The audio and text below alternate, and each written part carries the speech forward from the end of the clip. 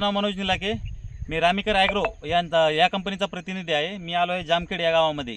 दिलीप भोजने यांच्या शेतामध्ये आलेलो आहे. ते येईन आपल्या भूपळटी कॉटन स्पेशल बॅग टाकेले.